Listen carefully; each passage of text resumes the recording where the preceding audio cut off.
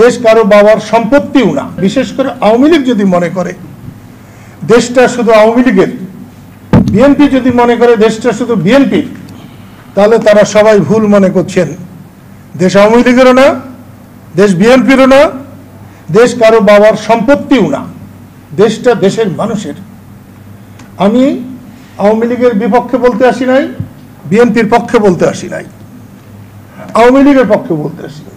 আমি মানুষের পক্ষে বলতে এসেছি, যারা শহীদ হয়েছে তাদের পক্ষে বলতে এসেছি। দেশের মানুষ এইরকম অরাজকতা চায় না। আজকে যেরকম সাধারণ ছাত্ররা রাস্তা নেমেছে,